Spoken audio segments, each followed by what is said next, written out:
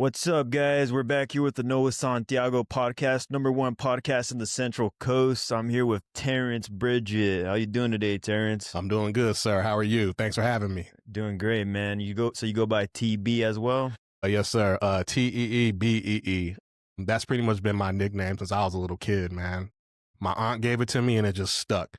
God rest his soul. So that's where it started, man. It just always, that's how people always address me. They say, "What up, TB?" That's just what it is, man. Even my little brother calls me that, and his name starts with a T as well. But just the respect, being the elder sibling, he calls me that, so it's all good. Yeah, man. So you're a juvenile hall prison guard, right? Yes, sir. Is that the right title? My job title in particular is called Juvenile Services Officer. That is the position in San Luis Obispo. Yes. San Luis Obispo County Probation Department. Yes. So we're talking like an adolescent's prison, right? Pretty much. It's like kid jail more than anything, but with the new laws and all the changes, we do get young people incarcerated for a significant amount of time now. There's no more California Youth Authority or what it was later changed to DJJ, Department of Juvenile Justice. Those things no longer exist. So now we end up if these kids commit crazy crimes, they just get stuck with us, basically. Yeah. And why is California trying to like make it sound all fancy or whatever, man? What's up with that?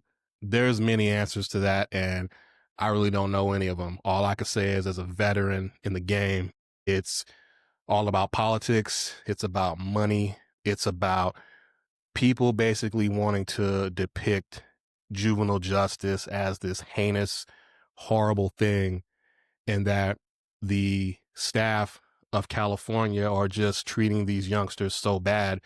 And you get testimonies. You see various podcasts of past, juvenile that became, adults that went to prison. "Oh, these people are getting raped and you don't even know, bro." Yeah. Just hardened criminals just bitching and complaining about them doing time and seeing the crazy stuff that goes on within, detainment facilities. But for the small percentage of people that are doing wrong by the kids, there is such a huge percentage. For the most part, we're trying to help these kids. Mm-hmm. At the end of the day, we want to help them and see them do well.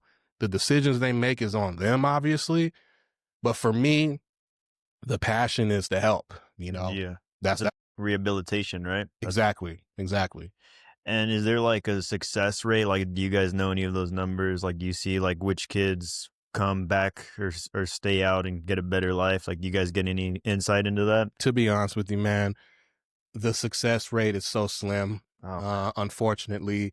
And that's something you got to accept early on, because you get a passion. And if you really, really put in an effort to help a kid, you get attached to them, not attached in an inappropriate type of way, but attachment is in a mentor to a student, so to speak. And they end up messing up and coming back into custody. So you can only give them the game. You can only plant the seeds. It's whatever they want to do with it. Yeah. So it's for, you said like you're like a mentor. So like you kind of get like close to kids. You like, you build a relationship with them. Absolutely. You have to. I mean,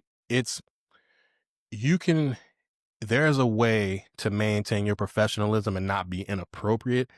And after 20 years, man, I've seen the most outrageous things that people have done as far as crossing the line. I mean, we can go. Right, what's an example of outrageous? Look, man, just things I've heard from people I've worked with in the past, and different counties, different organizations. Just people bringing in contraband. That could be cell phones, drugs, stuff like that, weapons. You got these pervs that are exposing themselves. I'm talking about staff doing on the most, staff getting into inappropriate relationships with kids, all kinds of crazy stuff, man. So that definitely taints the image of the rest of us. So those people that do these really dumb things, they tarnish what the rest of us are trying to do. So that's a tough thing to deal with, because when you get this job, you're sworn in and you're entrusted with the safety of these youngsters, despite the heinous crimes they may or may not commit. So as the adult, you have to be the better example So it's crazy, man. I've seen some wild stuff. No, I'm sure, man. And what kind of crimes are kids typically committing to end up in juvenile hall? Anything you can think of that an adult can do. The Anything. difference is that they're under the age of 18. So Yeah. from the smallest offense to the most craziest, outrageous thing you could think of and everything in between.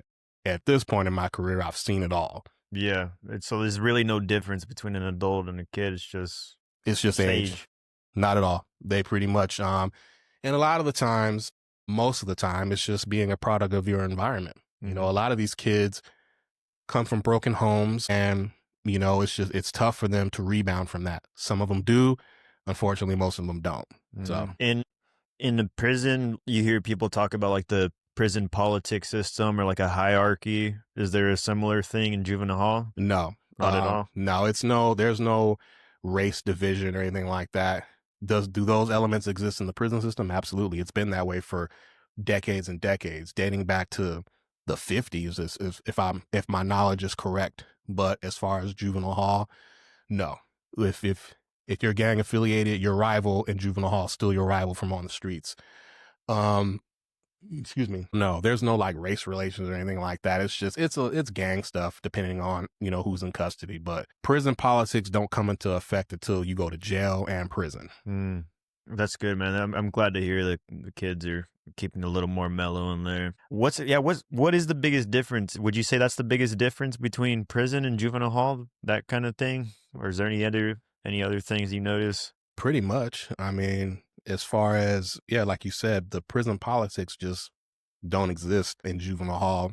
You have, it's like I said, rival gangs. Yes, that does exist. But a white kid can go sit with a group of Mexican kids and there wouldn't be any issue at all. Problema. It's just not like that. Not in juvie. They share the tapatio package. They share everything. No problem. It's not an issue at all. You know, it's pretty much in juvie, depending on where you're at. You know, if you run your mouth, obviously you're going to get popped. But if you keep a low profile, you're good. You'll be okay. Are the guards, you guys strapped or what? No, not kids. No, not with kids. You have, what do we carry? We just got cuffs, OC spray, stuff like that. Nothing. What's OC spray? I forget what the acronym, but it's pepper spray basically. Pepper spray? Yeah. I forget what the acronym OC. It's a super technical name. You can probably look it up. But yeah, it's just pepper spray. It burns like hell, man, because I've been sprayed a couple of times in just various incidents that have occurred. And that shit burns, bro. Yeah, so yeah, it says it's oleo resin capsicum spray. Yeah, who's gonna memorize that? We'll leave it at OC, man. Yeah. And I doubt anybody in the profession could really even state that what it stands for. I mean, there's some nerdy people that can, but I'm just not one of them. Yeah, you have no need, man. I don't need to do that. You don't even need to spray it, bro. That's what. I imagine that being your dream job, right? Like as a kid, you're like, oh yeah, I want to be a juvenile hall guard one day, Bro, right? hell no. Let me tell you something, man. When I was a kid, you know, coming from Lompoc, you know, in the 90s, there was a wide range of hardcore basketball players, and I was definitely immersed in that culture, being that I moved to Lompoc from Monterey. So I kind of played a little bit up there prior to moving, starting to get my feet wet a little bit. And by the time I got down here, it was just and that's where really I met all my lifelong friends through basketball. So yeah, man, if you ask me, like, if you ask the 15-year-old version of myself in high school, hey, one day you're going to work at a juvenile hall, you're going to be this seasoned veteran staff and looking out for kids, I would look at you like you was crazy. Like, nah, get the fuck out of here. There's no way I'm doing that. I'm not doing, no. I'm going to be on the Lakers. Exactly. Yeah. Because that's the thing. We all knew we were going to make it, you know, and when you're young and you're innocent, you have those innocent dreams, you know, the world hasn't really hit you just yet. It's going to. But the decisions you make in your life to try to stay on the straight and narrow is going to be your decision, as far as having friends that fall into drug addiction, fall into homelessness, fall into crime and, you know, jail time, prison, all death. Yeah. So many people I know are no longer here, Man. Which is a trip. So I'm just thankful that I'm able to wake up every day, and my life isn't where I wanted to be at the moment, but I'm thankful that I'm here, man. I'm Mhm. thankful to be 43 Yeah, it's years old, good to have you here, to man. be 43 years old and able to just tell my story. And that's really where the comedy really comes in. I feel more comfortable now than I would have, say, 20 years ago. I feel more comfortable to just tell my story because I got a lot of shit that I could talk about. So definitely. What position did you play for basketball? At the time, I played a forward position because it's not that I was so tall because I had an early growth spurt between like sixth and eighth grade, but then I stopped growing after the eighth grade. So then everybody pretty much passed me after that. But Yeah. still had strength and speed to play down low, and it worked. So you're So even in high school, I was able to still do that, even though I wasn't very tall against opponents, but I was still able to hold my own. So it worked, but yeah. That's how I was too, man.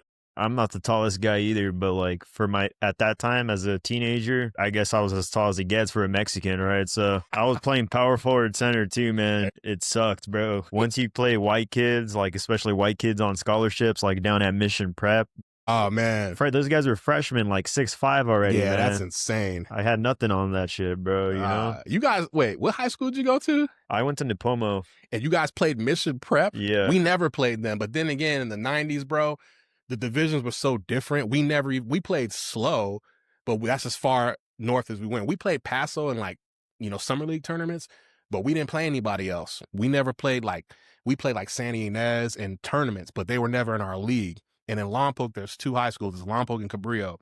Now, Cabrillo played all those other teams because that was their league back then. And at this point, man, I don't even know what the leagues are. They've changed so much in the last 20 plus years. So, like, I graduated in 2000 and shit has changed so much since I was a kid. So, I couldn't even tell you what the divisions are now. I don't know. is there a rivalry between Lompoc and Cabrillo? Always, Yeah. always. And it's funny you say that because the last Lompoc Cabrillo basketball game I went to a couple of years ago with some buddies of mine, people from our school had kids that played for Cabrillo, and guys we knew that went to Cabrillo had kids that played for Lompoc. Oh man. It was weird, man. I saw one of my buddies. He has like 5 kids, and his son was the starting center for Lompoc. This dude was Cabrillo everything back in the day, and I was like, I talked to him. He said, "That's my son right there," and I was like, "For Lompoc?" He's like, "Yeah." I'm like, "What is going on right now? Why is Yeah. everyone crisscrossing sides?" And it was just, but it was cool though. It was weird, but it was cool. Yeah, two Lompoc schools just tearing friendships apart, basically. Oh my god, dude, you don't even know. Is there like rival? Because there's like some gang stuff in Lompoc, right? Is there like rival gangs in this? There's gangs, but we both gang members don't go to school. If you're really No. out there in the streets banging, you're not going to school. Yeah, you ain't So go. I never, you get the impressionable age is middle school. That's where it really starts. Yeah. Once you cross the high school, you see a couple of cats here and there, but if you're really about it and you're going to be in the streets doing that kind of thing, you're not going to go to school. So a lot of those cats that I knew that were really in the streets doing that, they never went to school anyway. So I didn't really see them much after middle school. Did you ever have any friends that became affiliated? You know what? Honestly, no. I mean, Lompoc is a small town. It's small, but it's not at the same time, if that makes sense. So everybody knows everybody, but for the people that were really, kind of gravitated into that, I just never was really about that, man. I just wasn't my thing. And Yeah. to be quite honest with you, having the kind of father that I had, there's no way I could run the streets and then go home to my dad, man. My dad was such a disciplinarian. There was no way I could deal with that, doing dirt in the streets and then going home and getting my ass whipped by my pops, man. There was just no way I could navigate that. So And your I, dad was in the military, right? he had been out for a few years by the time we moved out here, but I definitely remember the foundation set as a little kid living up in Monterey County, and we even lived overseas for a minute, Germany. So Oh shit, you lived in Germany, bro? yeah, man. From 87 to 90. 3 years. Mhm. So from age 5 to age 8.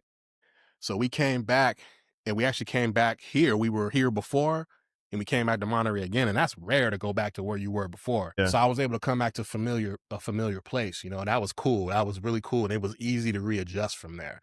What was it like living in Germany? Did you learn any German? Nah, and everybody, Yeah. you got to think, man, that was like 30 plus years ago. I was a small child, and I want to go back just to see what it looks like. Go back to where I used to live at and stuff. I wouldn't know how to get there. I wouldn't know. I just know the name and where my dad worked at because he was in the army at the time. But, everybody always asks me, did you learn any German? No, I was 5. How the fuck am I supposed to remember Yeah. that? I'm not, I don't remember anything. All I can tell you is when I was in school, we had this thing called, I was probably in like first or second grade. We had this thing called Host Nation. I'll never forget. And somebody that was German would come discuss German culture with all the American kids. I do remember that. That was pretty cool. So Mm. that's something that stuck with me, my whole life. But that's about as far as it goes, man. Do you remember that she had like a thick accent or? It was a dude. Oh, was it a dude? So he kind of, you know what? If I could think of something, if I could compare him to somebody he looked like Borat. If I could really remember what he looked like, he had that weird, funny curly hair with the messed up hairline and the big old mustache. Yeah. So that's what I remember. He looked like Borat, but that's about it, man. He's like, "What's up with Americans? Right. I'm going to teach you about beer and Mercedes Benz today." Basically. And we're not going to talk about the 90s. We erased it from history. They don't like they definitely don't. They'll acknowledge it, but they're like, that's not us anymore. We don't, no. That is our ancestor. No, we don't do that. Yeah, you do. Yeah, it's tough, bro. They got a tough history in it. Mm-hmm. It's pretty fucked, dude. If you think about it, they almost won. They almost won. And to take on the whole world and to have one idiot just gas you up to think that you're better than everybody, and what they did, to all the Jewish people and just all that, that just annihilation of people, man, just all that massacre and, the Holocaust and all that. That's crazy. And you know what it is, man? It's Hitler. He became a drug addict because when he started being a politician, he was sober. Like they say, he wouldn't even drink. Mm-hmm. But then he got just jacked up on like I want to see he was doing like meth or cocaine. He was. Yeah, he was doing a bunch of stuff. Something to that at the end. At the end, he just lost it, bro. He went full cunt. And then he killed himself, right? It's like, well, maybe that was for the best because I'm telling you, man, if he lived, Germany almost won. That's how powerful they were, So history could be different, man. And that would be so crazy if one significant event didn't occur, then yeah, man, they fell apart without him. They were already falling apart, but he was so jacked up on dope, he couldn't hold it down anymore. But when he started, like you said, he was sober and he had the people, it was an uprising. He was good at speaking. He was a great he was like Trump. Right. Yeah. Just Trump. Yo. I've never seen people go so hard for someone that is so full of shit. It's insane. I don't get it, man. I just don't get it. I don't get politics in general, man. That's let me ask you, man. Top 3 rappers of all time. Ooh, that's a good question. So for me, this is my personal opinion. Let's see. Tupac. Number 1? Number 1 all time. Fuck yeah. I listen to Tupac every day. Now, I listen to a Tupac song at least once a day, if not an entire album. Mm-hmm. That's how deep, embedded, and invested I am. I mean, just buying his album as a kid and listening to them now, same effect. Tupac is always my number 1. And really, I have to say, and people are shocked because I'm a West Coast guy, but I have to say Nas is my number 2. Okay. Yeah. And his early work. And I know what's crazy is that he's winning Grammys for like album of the year. I think he won album of the year either last year or 2 years ago. And that speaks a lot to this generation of rappers where someone who's in his 50s winning album of the year, that says a lot about what's out today. And I'm not trying to like shit on this generation of rappers. I am and I'm not. And by saying I'm not, it's like, hey, music evolves. I get that. But these guys, like the whole mumble rap, and the beats are flawless. I give you that. The beats are super dope. Like I love like just the instrumentals. Like the beats are just crazy. But the lyrical content, there's no substance to it. There's just none. And people say the most outlandish, retarded shit they can think of, man. Or they're just like, it's just, bro, what do you, you know what I'm saying? It's just stupid. And then, but you have this generation of rap fans, they love it, man. They glorify. I don't know. I'm not getting on that shit, dude. Nah. Yeah. Bless your heart. Yeah. If I'm gonna listen to rap, I'm right there with you, man. I'm gonna listen to some Tupac, man. I'm gonna listen to some Slick Rick, dude. There you go. You know?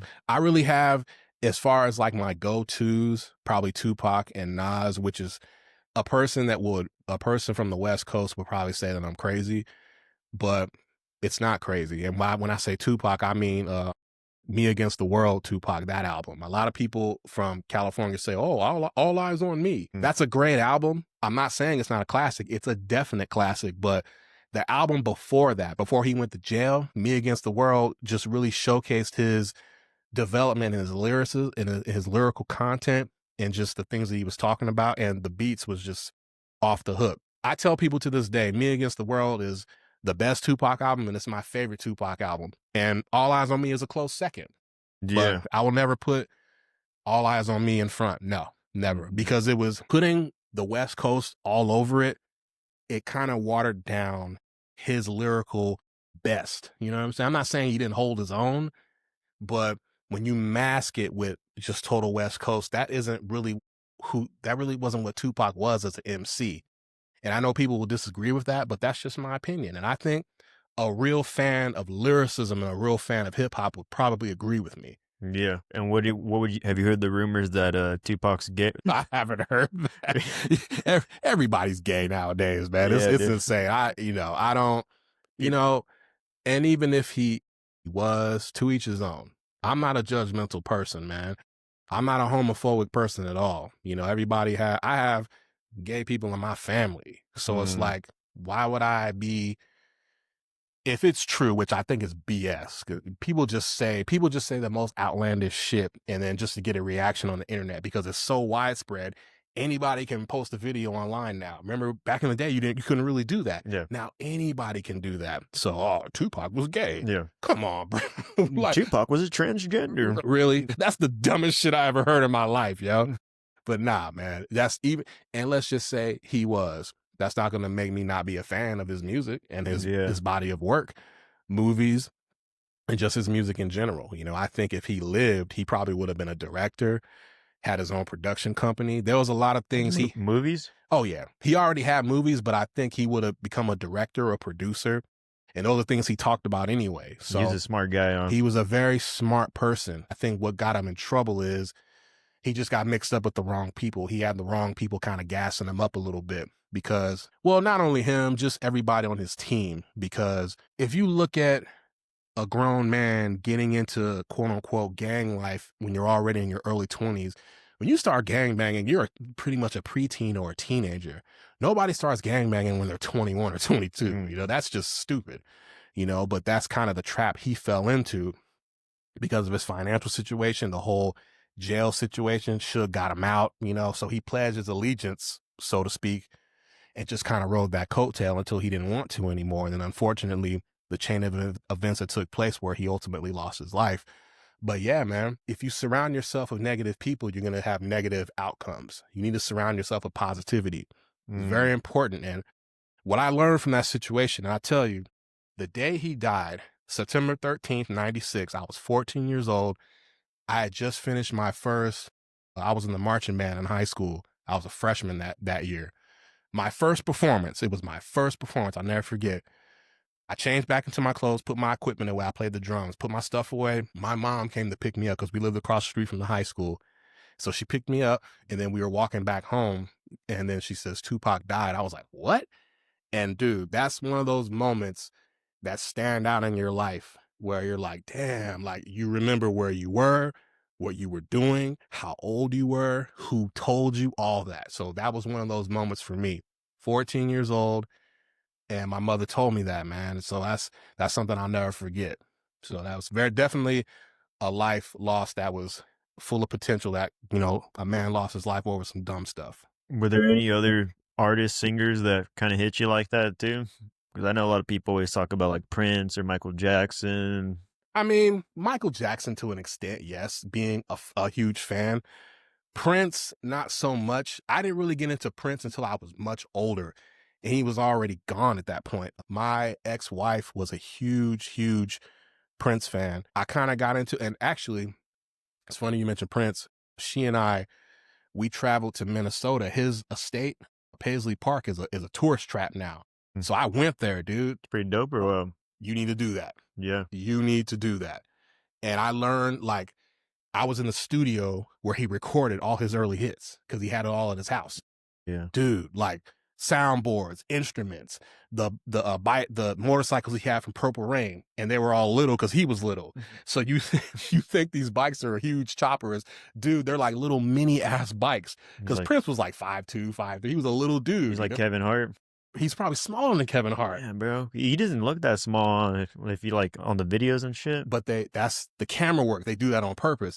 Everybody knows Prince was small, man. And he was fucking, huh? Dude, my ex-wife would always tell me, Prince could get it. I'm like, bitch, he's dead. What are you talking about? He's fucking dead. If he was alive, I feel a little more threatened. You're talking about a dead man.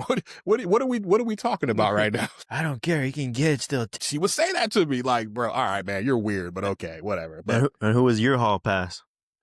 my hall pass, the way I look at it, you know, if Prince was alive, I'd be like, hey, if you can get some money out of him, I'm all for it. I don't care. You know how much money he still generates, and he's been dead for almost 10 years already? Yeah, man. There's money out there. You're allowing it. Fuck yeah, I'm allowing Fuck yeah. I don't have an insecure bone in my body, man. You know, I'll drop your ass off. I'll ring the doorbell. Hey, our bitch is here. You know what I'm saying? Like, I'm trying to get paid, man. As broke as I am, you know what I'm saying? Yeah. He can have you for $10,000 and give me a new pair of Jordans and a new pair of Timberland boots. 10K, that's all it takes, huh? You know, cash that check. Let me get those new J's. We in the game. You mentioned your ex-wife, man. What's it like being divorced, and why would you recommend it, man? When I got married, I'll be honest with you, it was one of the most beautiful times in my life, man. You think that you have someone that is truly ride or die for you, and maybe they were, maybe, but as time progresses, you realize that's not the case, and that shows in their actions.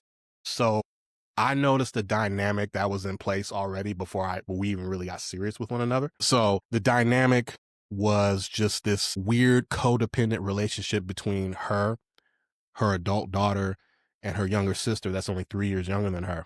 So it was just this trifecta dynamic that really was strong and in place. But, you know, all I ever wanted was just balance and boundaries. So a man wants boundaries and respect and just space. That's it. We don't require much. Only women overthink a bunch of shit. Only women go by what they feel, and they make life decisions pertaining to what they feel and what they're mad about. A chick will change her whole life around if she's mad at you. I'm sure you've experienced things with females, just unnecessary behavior, you know? So, like I said, it was a beautiful time, but as the years passed, and not to mention my mother-in-law passed away, so that was a hit that hit them hard, you know? So my ex-wife, no longer, she doesn't have any parents. Her father died in the early 2000s. Her mother died about 3 years ago now. So that's a lot for somebody to bear. So even though I'm pissed off about the way the situation played out with me and her sister and her daughter just being all in our business, but my heart still goes out to her. That's how solid I am as a man. I'm mad about what happened, but I still feel bad for you because you didn't get the help you needed.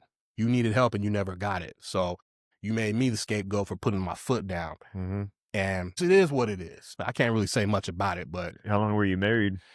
we're still married. So it's like 7 years now, but we broke up over a year ago, about a year and a half ago. And it's been a pretty interesting, frustrating journey to this point. Yeah, that's tough, man. And I appreciate that. But you know what? When you start acting out, when you start being erratic, you start being physical, you know, the verbal abuse was already there, you know, and me saying what happened, you know, there's a dumbass male that's going to watch this and say, oh, he's a little bitch, you know, he's just, it's like, bro, I can snap her neck in any given moment, but I'm not going to do that. Why would I? Yeah. I'm not going to lose my career. I worked hard to get where I'm at professional wise. So I'm not going to ruin that by putting hands on a woman I know that can't beat me in anything. But she thinks she can beat me physically. That's just the masculine persona she tries to portray. And it's like, masculinity in females is so unattractive, man. They don't see it. They think, and that's what's wrong with the world today. Women want to be men and men want to be bitches. There's something wrong with that, huh? It's It's Okay. just not, it's not God's way. That's not what it was meant to be. So, you know, I'm someone that grew up in the church. My father is a minister. You know what I'm saying? My mom has been deep in the church for many years. So I see things a certain way, and I'm going to live my life in that aspect. And Right. I'm not a male chauvinist, no, but I will never say anything to completely degrade and disrespect you. But that's what I was experiencing in my marriage. And so that's not cool, you know? And like I said, I'm saying things to just tell my story. I'm not saying things to make people look bad. If your hygiene is horrible, I'm going to talk about it because I was around you long enough to know you don't wash your ass enough. So if you're mad because I said it, wash your ass more. Don't get mad at me. And maybe you'd eat the ass. And I'm not even talking about my wife. I'm talking about her kid, you know? Like, Oh man. it's you don't respect boundaries. You don't, you just, you're weird. You're just fucking weird. And you want to get mad. You want to tell me she's my mom and I want to be with my mom and I want to spend time with her. I'm like, you are fucking 26 years old, bro. Go somewhere. What the fuck? You know what I'm saying? So it's like, when you deal with people's weird behavior that evolves in a negative way, and when you're outnumbered, you got to get out of there, man. Yeah. So it was just different. And then, you know, I had to protect myself and my children, man. And don't forget, you know, I have 2 daughters myself, and they had to witness Previous relationships. Yeah. Their relationships. So very typical of me as a black person. You know, I have 2 baby mamas. You know what I'm saying? There we go, man. Okay, dude. Putting in the work, Terrance. You know what I'm saying? So like, my oldest is 15, my youngest is 12. So, you know, and I love my girls. They're my world, man. And I wish that I was in a better position now. And not saying I don't take care of them, because I do. It's just that right now I'm not in the best space, you know, but that's why I'm doing this comedy stuff. That's why I'm on this podcast with you, because it gives me clarity. It gives me peace of mind. So, and I don't mind telling my story. I'm never one to stay closed in and closed up and not say what's really going on, because there's so many people that are like me, that they want to say something, they want to have a voice, and they don't. So I'll be that voice. And it doesn't make you any less masculine or anything like that. If anything, it makes you more manly to be man enough to stand up on your ones and twos and say what's really going on. Yeah, you're not bullshitting. I've never been that way. And anybody that really knows me, anybody that really has seen me operate since I was a kid all the way to right now as a man in his 40s, they'll tell you. Straight shooter. I'm not about any nonsense, man. I don't want no problems. Don't come at me with no nonsense. And it's like, hey, I'm not bothering you, so don't bother me. But people are haters, you know, people are bitch made. People are just crazy in the head, you know, and then they do stupid shit. And then when you say something about it, then you're wrong for speaking on it. I hate that, man. That shit drives me nuts, man. But you know what? All I can do is pray for him, bro. Yeah, that's it, man. Just pray hope for the best. Exactly. Were your 2 baby mamas, and then your wife, were they different ethnicities? The first 2 were Mexican. Oh, for sure. Hey, Viva Mexico. Hey, Terrencio. One of my Mexican coworkers, I said, he's Mexican. He's from Santa Maria too. I said, hey, how would I pronounce my name in Spanish? He said, put I-O or CEO in the end of it. I said, Terrencio? He said, yeah. I said, I'm gonna start using that shit, Terrencio. I like that. That's pretty fire, dude. I'm gonna start saying that shit, man. I'm gonna start telling, if I go to Cheeto Bar, and I'm gonna tell you about Cheeto Bar in a minute. If I go, I'm gonna just start telling bitches, Terrencio. I'm telling you, bro, I went out a couple of years ago, right, with some coworkers, and I know the climate at Cheeto Bar, and I'm an older cat now. So first of all, I shouldn't even be there. But I went because my coworkers are way younger than me. They're all in their 20s and early 30s. They wanted to go, let's go to Cheeto Bar. All right. So we go, and bro, no, I had a mint green shirt on. I went as non-gangster as possible. I still had a shaved head, but I had a goatee at the time. So I said, all right, I'm gonna wear this mint green shirt that is not threatening. I'm a big guy already. So I said, yeah, that won't spark any attention, bro. This cholo from Santa Maria hits me up, bro. It was hilarious. He's like, hey, bro, are you from Santa? And I was like, what the fuck? I looked up and I said, bro, I'm from Lompoc. What's happening? He's like, nah, bro. Hey, my primo over there, she said you look like the homie that died. She said you're a ghost, man. I was like, man, if you don't go sit your dumb ass back over there. And then I looked at the chick and straight gangstered out, you know, those like gangster cholas. Chola. bro, but she looked old school. So I was like, this bitch could probably give me a fair one. You know what I'm saying? Yeah, So yeah. she just looked over. She went like that. I was like, yeah, good shit, you know, but it was all love, but it was just the way, you know, I get hit up. Hey, bro, are you from Santa? I'm like, oh my God, bro, I got a fucking mint green shirt on. This is not threatening at all. Yeah. And I still got hit up, bro. You look like a ghost, man. Why you hunting us? He said, you look like the homie that died. I was like, bro, get the fuck out of my face, man. You're not supposed to be here. He literally said that shit. Oh my God, it was so funny. What the fuck, dude? So you originally okay? So you say you're from Lompoc? Yes. I was okay. I was born in Kentucky All right. in 1982. My mother is born and raised in Kentucky. I have family all over the South. Every southern state, I have a family member there. In particular, Kentucky, Tennessee, and Georgia. Since my grandmother passed away, that's where we've all pretty much migrated to. Now, I have family that's been in Texas for many decades. Dallas is pretty much the foundation, but I have people in Atlanta, Chattanooga, Tennessee, Murfreesboro, Tennessee. I think they still live there. And my grandmother lived in a town called Hopkinsville, Kentucky. That's where my mother was born and raised. I think if I compare Hopkinsville, a little bit smaller than Lompoc, but way more widespread, super widespread, like grass, just, they call it the bluegrass state, but it's green, man, like beautiful land, like super beautiful. And that's where my mother was born and raised. And I was born actually in Fort Campbell. Fort Campbell and Hopkinsville is equivalent of Lompoc, Santa Maria as far as the distance. So like I said, my father was in the Army, so I was born on an Army base.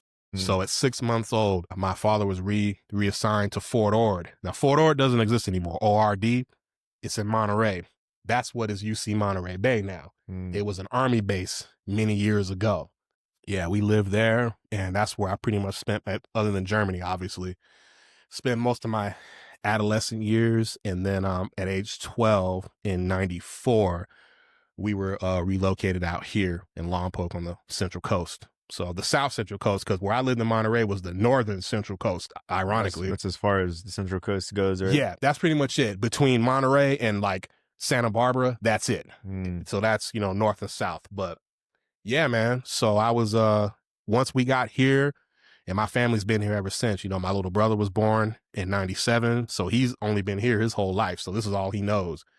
But yeah, man. So I've seen a lot to be. By the time I was 12, I had already traveled around. You know, I've been into a different country. I've actually lived briefly, done quick stints in Kentucky, living with my grandmother, you know, when she was still alive, going to school. There was a school literally 2 blocks from her house, and myself and my cousin would walk to this school. He was 3 years younger than me, and we'd walk to this school and we'd go to school. I'd be living out there while my dad was getting us reestablished in California. So I was in Kentucky for a hot second going to school out there. Then we relocated back to California again. So I've been a lot of places, man. And then my ex-wife loved to travel. So I went numerous places with her. We went to Hawaii. Like I said, we went to Minnesota, Paisley Park, Prince's house. We went there. We went to Mexico for our honeymoon.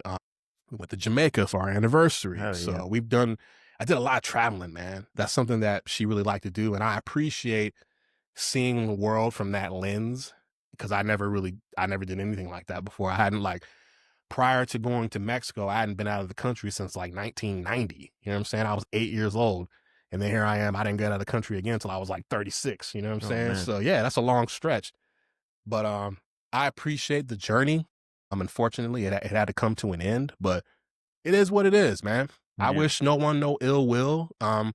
I'm annoyed, and I have the right to be, considering the circumstances, and I'm going to talk about that shit in my comedy because I think it's great material. Because when you're closely around people for so long, you get to know who they are inside and out. And there's just a lot of disturbing mental health things about these women that never find the help that they need, you know, including, you know, my ex-wife. She was the mastermind behind all that. So it is what it is, man. It's just, I was just sitting back kind of like, these bitches are crazy. You know what I'm saying? Like, it's really no other way I can really describe it. It is what it is, man. Like I said, I don't have a hateful bone in my body. I'm not a fan of the way you acted, but I don't hate anyone, you know, Mhm. but I'm going to talk about you. Yeah. So I'm going to roast you. If your hygiene is poor, if I smell your There we breath, go. if I smell you, I'm going to talk about it. If my kids smell you, if my daughter comes to me and says, Daddy, the room stinks. And I'm like, you know what I'm saying? Like, Yeah. Get some fucking perfume. you know, wash your ass. That's a I don't, start. I don't understand. It's one thing when you don't have access to it for whatever reason. If you're homeless, okay. But if you have access and you won't do it, and really people that don't value their hygiene, that's a mental health issue. There's something Oh, wrong. for sure, There's man. something wrong with you. You So, shouldn't. you know, coming from a situation where you see someone being just totally babied, coddled, and just given the red carpet for everything, but don't have to work for it. You're not breeding a good person. You're breeding someone that's just spoiled, entitled, and just fucking stupid, essentially, you know? Like I said, I have no ill will, but I'm going to talk about you. There is no holds barred, because what are you going to say about me? Oh, Terrance is an asshole. Terrance is like, no, I'm not. No. What I did was what any man in my position would do is set boundaries. That's Mhm. all I did. Love me or hate me, I set boundaries and I expected them to be followed. If you didn't want to get with it, that's on you. Well, then fuck it, dude. Fucking female's gonna be female, right? And the Mhm. thing is, I felt like, and one thing my ex-wife said to me that was very interesting, and I blew it off, but I should have took it more seriously in the past. You know, she said to me, "We're a package deal." And I was like, Packaged you. I said, Is no, the this a fuck. I said, no, the fuck we ain't. I said, first of all, I didn't marry your sister. I didn't marry your daughter. I didn't marry your goddamn mother. So no, you're not going to tell me it's a package deal. That's not cool, man. You're like, they're not giving me dome, Right. you know? I'm not out here swinging on I'm not out here smashing all of them. You know what I'm Yeah, saying? that would Nah. be a proper package deal. That would be. And and my my homie said the same thing, man.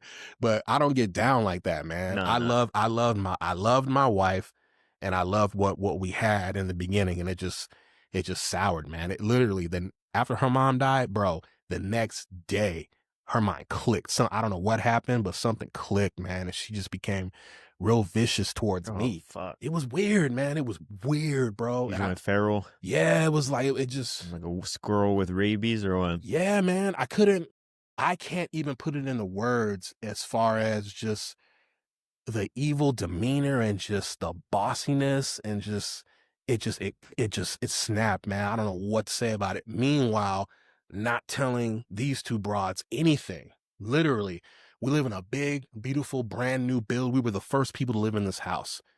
And she would tell me shit like, you don't even fix anything. I'm like, bitch, we're in a new house. What the fuck needs to be fixed? She's just breaking shit. Right. Just, You're pulling, you want to pull wires Yeah. and break light bulbs? No, nothing needs to be fixed. We're in a new house. What are you talking about? Just silly shit like that, man. So it's like, I don't wish that on anybody, man. I don't wish that kind of experience, you know, and it's rough. And I didn't want to be in my 40s struggling to try to find a new place to live, and and then it was always a setup, man. She always set me up to fail. You know, if something happened between us, she set it up, finance wise. She turned my phone off. I lost my number that I had for like 10 years. I had to get a new number. I mean, she canceled my car insurance. Just cut me off, bro. Just meanwhile paying everything for your daughter who doesn't even have a job. Yeah, paying her way. And this bitch had the nerve to have a baby herself, and she can't even take care of herself, but has a baby of her own. that ain't it. And it's like, I feel sorry for the dad, man, because I think deep down he don't want to be with her ass anyway, but he's in too deep now. He's in too deep now. It's like, bro, that's on you. I hope you take care of your son, because I think you're a good guy, but I don't know if you could deal with that girl, man, because she don't care about nothing but her mom. Like I told you, she told me, she's my mom and I want to spend time with her. I'm like, you're fucking weird. Yeah. What are you talking about? Yeah, there's plenty to go around. Like, what the fuck? I didn't even think, it's funny because I didn't think we'd touch on that, but I don't mind telling my story. You know what I'm saying? To me, it's straight therapeutic in a podcast form, getting on stage and telling my story. I don't mind, man. And if people get mad, fuck them. That's just how I feel, because I'm entitled to voice my opinion and I'm not hurting anyone, man. It'd be different if I was out here really being a grimy, ruthless dude, and that's not even who I am, bro. And people will tell you that. So for the shit I go through, man, If I talked about you in one of my stand-up routines, man, you did something foul to me to even get me there, because I'm not going to do that for no reason. It's all therapeutic to me to say that. Yeah, bro. You got to do it. You got to get your feelings out there. You got Exactly. to talk about it. What good things do you have to say about Lompoc, man? Lompoc is a place where you can prosper. Just, don't be a follower. Lompoc is a great place if you're a leader. If you have your head on straight, if you have a strong support base, then you can go far, whether you stay there or you move on and live and move to different places in life. It's what you make of it. It's easy to say that Lompoc is a shithole. It's easy to say that, oh, there's nothing but drugs out there, nothing but gangs, yada, yada, yada. And those things are true. But isn't that the truth for any small, medium-sized city? It's like that everywhere. So it's really what you make of it. Am I living there currently? Not really wanting to? Yeah. But, overall, I know how to navigate and stay out of trouble. I'm not going to put myself in a position where I'm going to lose my career, lose custody of my children, or just get into any dumb shit, just making a poor decision. So really, Lompoc is what you make of it. Either if you're going to lay down and just, Lompoc, it's like, look, we all wake up to the same sun every day, right? So you got 24 hours to try to do something with yourself.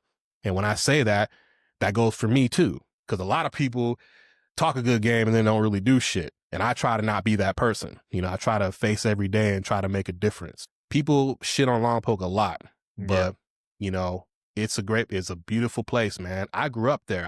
I'm glad I moved there as a kid. If I still lived in Monterey, I wouldn't be the same cat that I am right now. God always has a plan. So he said, you're going to live in this town. You're going to grow up here. You're going to become who you're going to become. And I'm thankful for that, man. Lompoc made me who I am.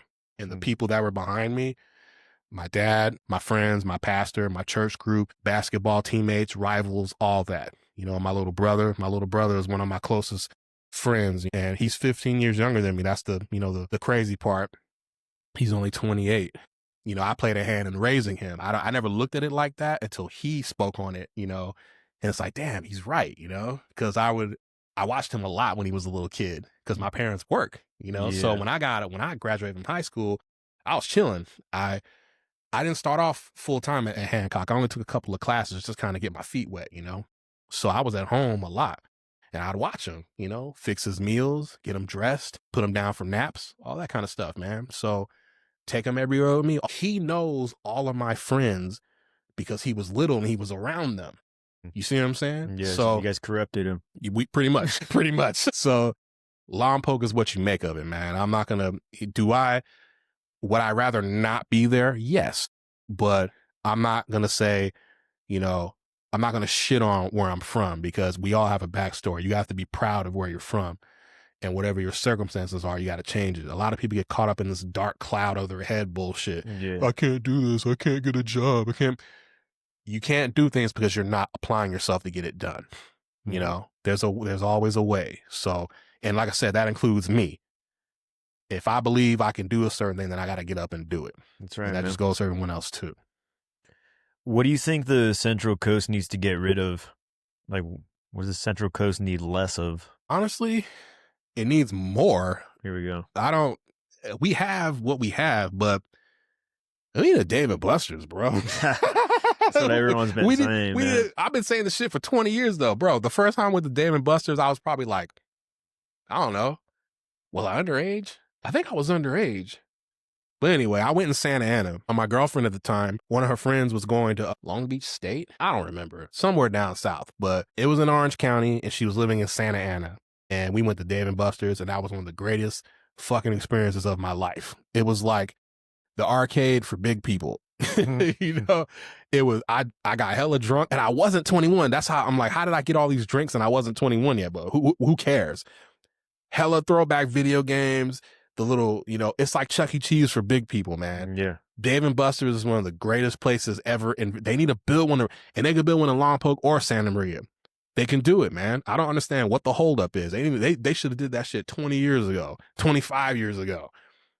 That's what we need. It's not about what we need less of. It's what we need currently. We need Dave & Buster's, motherfuckers. That's what I'm saying, bro.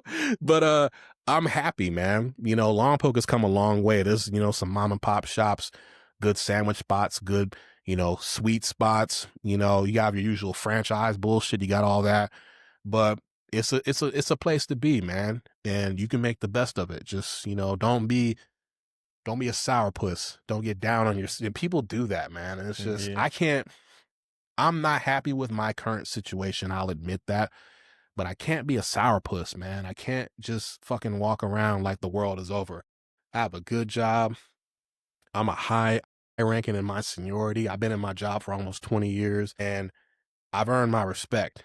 Some people have issues giving me that respect, but they get dealt with accordingly. Yeah, they get dealt with accordingly, but they can't take away what I've built, as we call them. A lot of people hate on what they can't do or what they haven't built yet. You don't build this shit overnight. It takes time. So yeah, man, I'm about what Lompoc needs, not about what it needs to take away. I That's think what's we, up. we got what we got. Let's get a Dave and Buster's, man. Build that shit. All this, Build that shit. there's so many open spaces in Santa Maria. There's a couple open spaces in Lompoc too. Yeah. So get it done. What is it like being black, man? In three words. Let me think about that for a second. What is it like being black? Just in today's day and age, or just in general? I'm gonna say in today's day and age. Today's day and age, it's fucking lit, bro. Let me tell you something. And you see that meme that says, "Hey, this being black thing, it's kind of dangerous, but it's lit." That's some real shit, though. For me, I'm always gonna stand up for what's right. I don't like. For example, Colin Kaepernick kneeled in protest of police brutality. It costed him his professional football career. That's crazy to think about.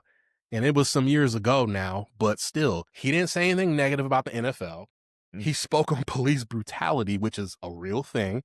And it's calmed down, or at least it's not broadcasted as much. I think there's not that many videos that come out anymore. It was crazy back in those days, but there's nothing wrong with speaking your mind, free speech, and they're trying to, cancel that. If Jimmy Kimmel can piss off white people, you know what I'm saying? What does that say about us? But being black is what I am, and being black is what I'm proud of, and being black is what I stand by. So I'm not trying to jump on a bandwagon. You have I'm gonna tell you something, Noah, as a black man, there is a lot of people that are black that want white validation so bad. They want it. They just, they yearn for it. And you don't need that. You need to just be yourself. Being black we have history. Do you realize black people invented a lot of the daily shit that you use? Do you realize that? So what my point is that we want our just due. That's all. And this country has been systematically built to bring us down. And so much to the point where you have black people that are against black people. You have black people that seek white validation, that support Candace Owens. Bro, don't I respect her level of intelligence and how articulate she is, but she pisses me off with her rhetoric and how she just shoots her own people down. And it's like, I think Dave Chappelle said it best. It's like, you are literally the dumbest smart person I've ever seen. He said that about her? Yeah, he said she's literally the dumbest smart person he's ever seen. And I agree with that, because her rhetoric is always putting down her own people as if she's not. And she's like dark. She's like chocolate skin. Yeah. She's darker than me. You know what I'm saying? She looking straight out of ATL. You know what I'm saying? But there's issues going on with that woman where she's not happy with herself. She's ashamed of herself. It's obvious, because you wouldn't go that hard to put your own people down, however, she's articulate, but she just ultimately puts her own people down. She never, ever holds white people accountable for what they do. And systematically, just racial profiling, all that exists. And then we're wrong for bringing it up and talking about it. That makes you uncomfortable. Well, tough shit. This is reality. I live in reality. I don't live in a fantasy where it's right in front of me, but I'm not allowed to speak on it. No, man, I'm not doing that. We are not doing that. Show us the respect that we deserve. We're not bothering you. Why are you bothering us? Yeah. That's how I feel about that. Being black is something that I'm proud of. And that's something my father instilled in me at a very young age. And granted, my dad came from an era in the 60s and 70s where he's from New York. my father's from the Bronx. So he came from an era where he's being chased by Italians, being called the N-word, Oh rocks thrown man. at him and my uncles, you know what I'm saying?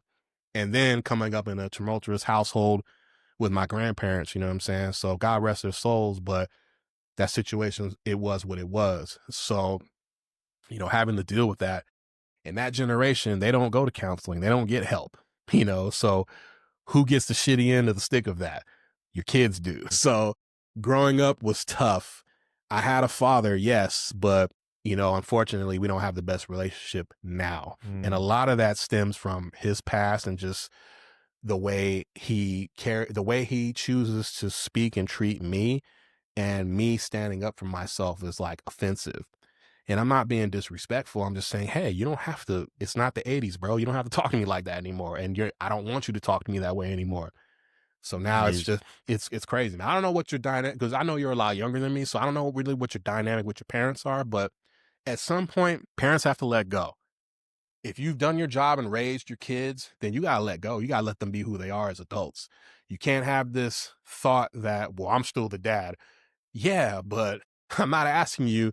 If I was asking you to live in your house, that'd be different. But if I'm not doing that, then why are you putting on this kind of persona why are you making it up in your head if that's not what I'm really doing? You see what I'm saying? So yeah, it's it's like, so kind of being yeah, authoritative. yeah, Yeah. yes. And that's just, I spent all of my youth trying to get away from that shit, man. So, and I did that. I got away from it.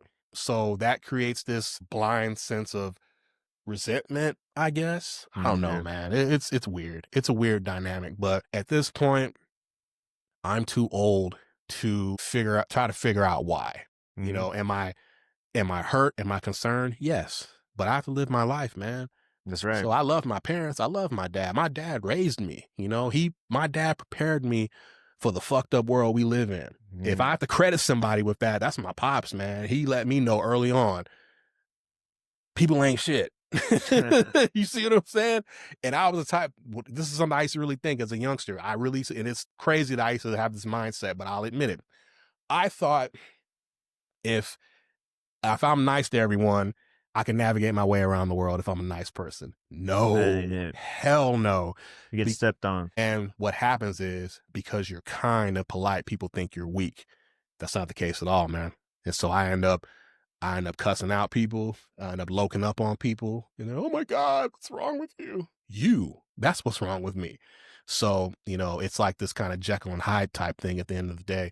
And you don't want that. You don't want to show that side of yourself. But at the end of the day, you're obligated to defend yourself against bullshit. Mhm. People come at you sideways. You are obligated to defend yourself. Fuck all that, man. If you weren't black, what would you be? Man, I've never been asked that. I don't, you know what? I don't know how to answer that, Noah, because I'm so proud and embedded in what I am. I've never thought of myself in a different light. So I can't even answer that. I We'll don't take you, dude. We'll uh, take. You know what? I love Mexican girls anyway, so I might as Yeah. well be Mexican. You know what I'm saying? Okay, Terrencio. Terrencio's down for the raza, guy. Serio. Hell yeah, man. You know what? I would be Hispanic, but I'd probably be like, to be honest with you, I'd still be black in some aspect. Dominican, Cuban, Yeah. and Panamanian. yeah. And what's crazy about them, they say, I know black. Like, they look like me, Oh, bro. yeah. No, they do. I know black. Yeah. Yep. Bro, stop. All differences between me and you is you can swim and you can speak Spanish. That's the only difference between us. You can swim and you can speak Spanish. You got hair like me, nappy hair, you know what I'm saying? You got cornrows and shit, but you speak Spanish. Where do you think them girls got them big asses from? Oh, yeah. They're black. That's why those asses look like that. And bless them for that. Man, God bless every one of them. Yes, absolutely. They're beautiful, beautiful women. So, Mhm. yeah, man. Latin, black, all of them. Ooh. Yeah. Yeah. We want them. Bring them on. Already. So, yeah, man, How long you been doing? I'm sorry, man. How long you been doing comedy, bro? Dude, the funniest shit. I started comedy March 8th of this year. It was a Saturday.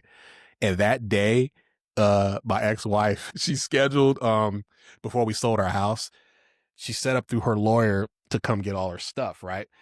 So this bitch took everything, bro. I knew she was gonna get all her shit, you know what I'm saying? I knew that, but she took the fridge, she took the washer and dryer, bro. Bitch, I can't feed myself. The toilet paper. She took the toilet paper, she took the paper towel, she took Jesus. everything Take the windows. she took the freezer in the garage. She took everything. Snacks, baby wipes, canned goods. I pay for all that too. And I paid for half of that shit, man. Yeah. Like, if you want to divide it, fine. This bitch took everything. Like, what the bro, it was some of the most disgusting shit. Women do everything based on their feelings, bro. It's never about what's right. It's never about what's rational. It's, I'm mad at you, so I'm going to make your life hell. Like, God damn, I can't feed myself, bitch. And dude, my homeboy was in town. My homie was in town from Vegas, man. That's what's crazy because he was there for this shit. So he was sleeping in my kid's room, and he said, let me go get all my shit so they don't mess with my stuff. She took my kid's bedroom set, bro. She took the kid's bed. There was a tremble and a full-size bed on top. My kids would, that's where they would sleep when they would come visit.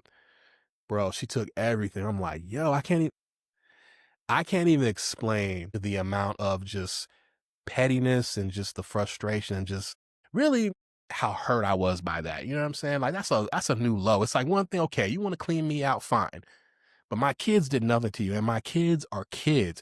If you're mad because I told your daughter to get a fucking job, you're okay. You want to retaliate and take it out on children? Like, Yeah, that's not it. you see what I'm saying? And that's what I mean about how women base shit on their feelings and not on reality. It's all about their feelings and what do I feel at this moment? I'm gonna do this because I'm mad. I'm frustrated, and you filed a restraining order on me, and I'm like, yeah, bitch, because you tried to kill me. What do you expect me to do? It's like, I'm obligated to protect myself and my children. I'm not gonna shy away from that, nor am I gonna hide it. You give me a platform to tell my story, I'm telling it. And was that your first bit that same day? You talk about that on the stage, or? And that's the thing. That was my first performance. It was at the Mediterranean restaurant next to the old DMV. It was a show. It was a headliner. It was various comedians that performed, and really Sal, as far as he's the one that put me on it. You know what I'm saying? Shout out to Sal, man. That's a good dude. So it was my first ever open mic anything. So I had my lady who was from my past, but she, we reconnected, and then my homeboy from Vegas. So I had my support, and I get on stage, bro. I don't know what I'm doing. I'm just up there. It was so awkward. But these Trump ladies were sitting at the front table, by the stage, and they were just talking mad shit because I was really the only black comedian in that whole crowd. And there's a very racist undertone in the Central Coast. It's more so in Santa Maria. There's more black people in Lompoc, obviously, but in Santa Maria, not so much, especially not in fucking Oregon. I get on stage, bro, and they're just kind of, heckling me like a mug. And I'm kind of like, yo, can I tell my fucking jokes? What were they saying? Just like, well, hurry up. What are you going to talk about? What are you doing? Just from right, bro. And I turned and right face the crowd, and they were already like talking shit. I was like, God. But it was like, but unbeknownst to them, it made me more comfortable because now I could totally talk shit to you and I'm going to get away with it. So I was like, you're only helping me out because I was hella nervous. Obviously, it was my first time. So that's when I said, I looked the lady talking the most shit. I said, hey, do you have grandkids? Yes.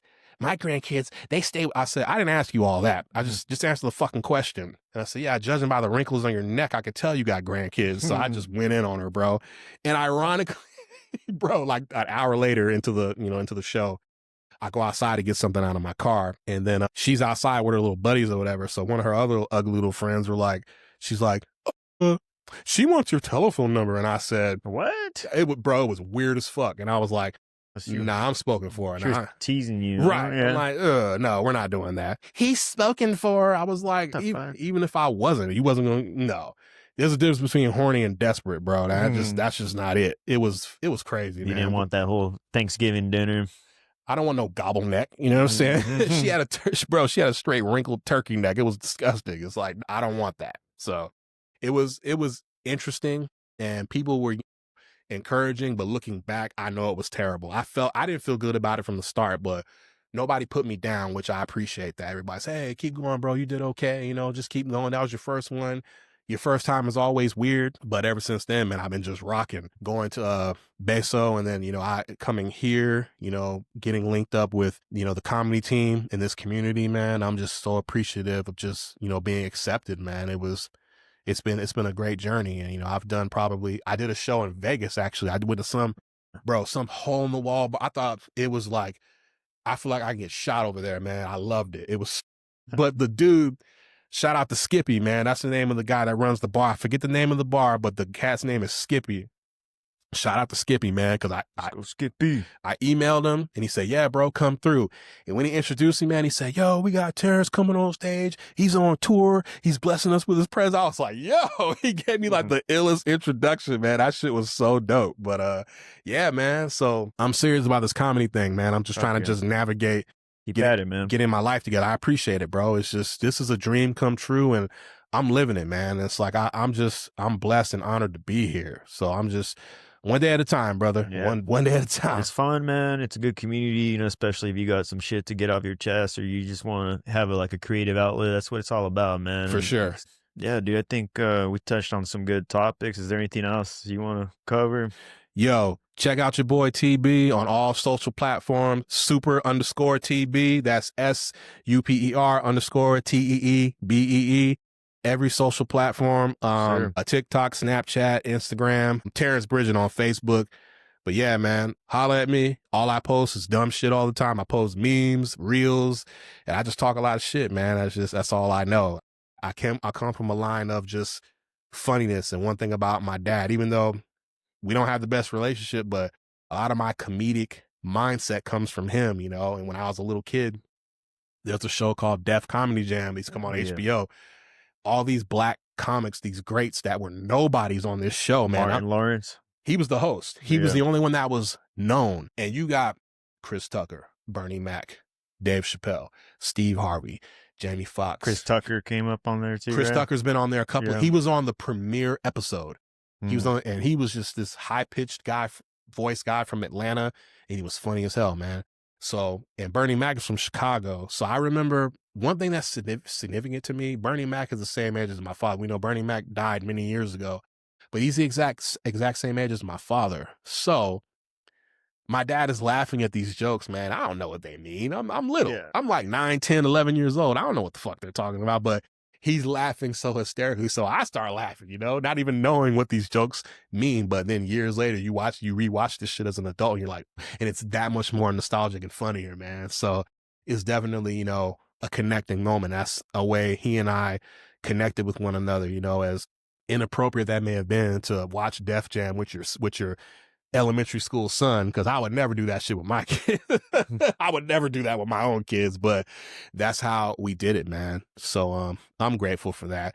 But yeah, I'm here for the journey, man. We'll see where it takes us. That's what's up, man. Good. Thanks for coming out, TB. Appreciate you, brother. Hell yeah, dog. All right. Peace out, y'all. All right. Hey, one love, TB. Let's go.